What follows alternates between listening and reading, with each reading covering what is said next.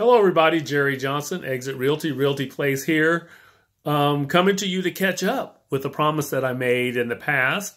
I promised you that I was going to talk to you about reading 10 books in 100 days. And while I've been reading the books, I haven't been reporting back to you. So I'm here to talk about the second book that I read in this series.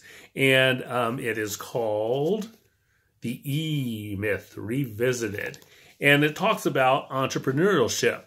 It was a very interesting book for me. Like I said, I've been in corporate America, so entrepreneurship is somewhat new to me, although I was raised by an entrepreneur, so I know a little bit about it, but that still was looking from the outside in because I was young at the time when my father owned his business.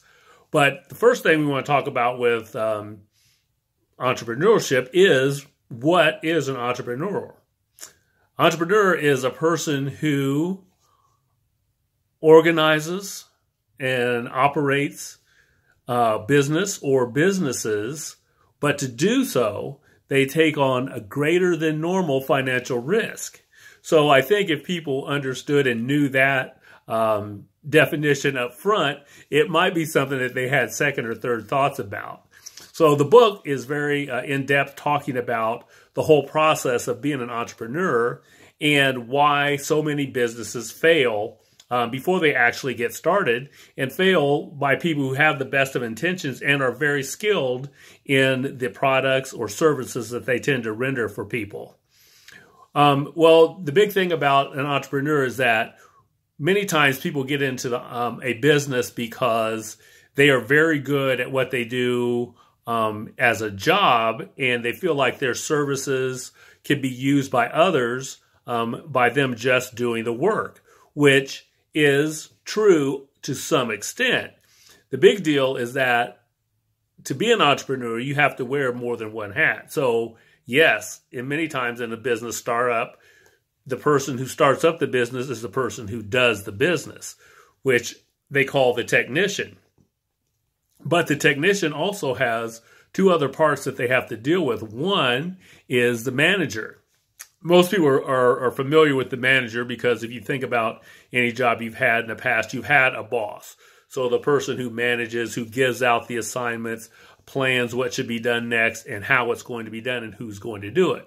Well, in many business startups, that's one person. That's all the same person. So to take off your technician hat when you're fixing the car or when you're baking the cake or when you're repairing the bicycle, whatever you're doing, to take off that hat and then step back and plan for the day. Okay, today I have to do these things. How am I going to get customers? How am I going to get the parts I need and the products I need to do the business I'm in? All of those things come into play from a management's part of the transaction. So there's the manager.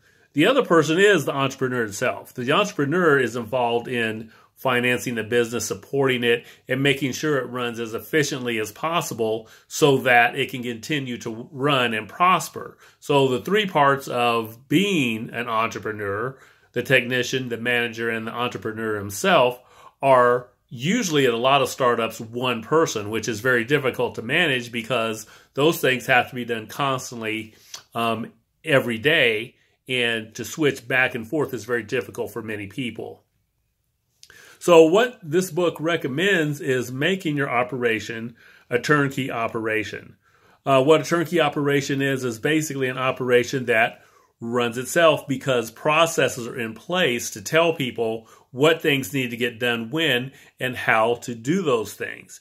And the operation and the processes cannot vary because you have to be able to bring in people to fill those roles who can understand very easily what to do next and how to do the process. Even if they're not an expert when they come in, they have to have a step-by-step procedure to follow in order to get to the results that you're looking for and keep your business consistent and turning out a consistent product. So you think of turnkey operations, you think of things like McDonald's. McDonald's has a process that the fries are cooked in a special way, in a certain amount of time, in a certain type of grease. The hamburgers are standardized size-wise. The buns are size-wise. The costs are pretty much the same through any McDonald's you go. And a person who could move from one McDonald's to another could do their job just as easily. Or a new person coming in can be trained very quickly how to cook the fries, how to run the cash register, how to fix the burgers. So that process, putting together that for your business, is very important for the fact that for your business to grow, you cannot continue to be the only person, the only employee, the only technician. You have to be able to develop technicians so you can assume the other roles that become more and more important day to day the longer you're in business, and for your business to grow, such as marketing, advertising, acquiring people to do the job, things of that nature. So when you look at trying to develop a turnkey process, the idea is for the business to be able to run by itself without you. Now, obviously, there'll be people there to run the business, but they have the information in place to be able to do the business just as you would do it and to produce the product just as well as you do when you are producing the product or actually doing the work yourself. So we talked about the beginning, having 3 different processes in place, or 3 different people in one. In any business, as you would know, anybody who's been in corporate America, such as myself, or anyone out there who's worked, have heard these initials many times: CEO, CFO, COO. So all those people are involved as well in making sure that the business runs smoothly. The chief executive officer is the person who is in charge. Everybody reports up to that person to make sure that things are in place. Where are our finances? The CFO, who is responsible for the finances, incoming, outgoing financing. What are the percentages of things that we're going to use for different parts of the business, to acquire product, to market product, to put product out, to pay bills. How much money are we bringing in so that we can have a good idea of, is our business growing or not, and how much work we need to put in to make sure that it does grow. And then there's the COO, which is very, very important as well, because that person is responsible for the operations. How is the business run? What makes it run? And having the systems in place, again, so that the system runs smoothly, so that your business runs smoothly.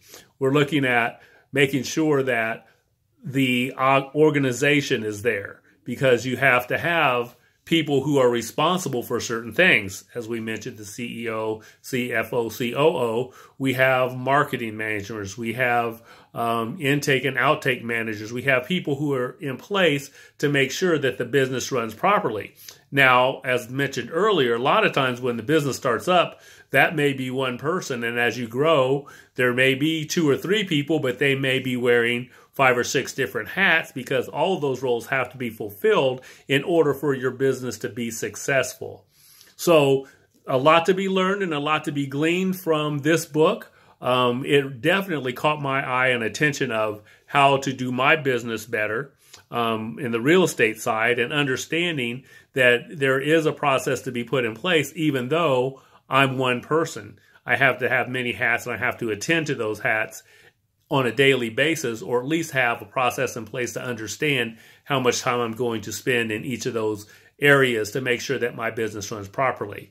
So I would recommend the E-Myth Revisited to anyone who's wanting to get into business or thinking about it, preferably before you get into business, so you understand what you're getting yourself into and can build before you actually open your doors and start your business. So you'll be hearing from me soon again on the next book that I'm going to be talking to you about, which is The Compound Effect by Darren Hardy. It's a book that talks about how the little decisions that we make on a daily basis project further into the future in a greater amount than what we actually think about when we actually do them. So look for that coming soon. And for the rest of you, have a great rest of your day. Thank you.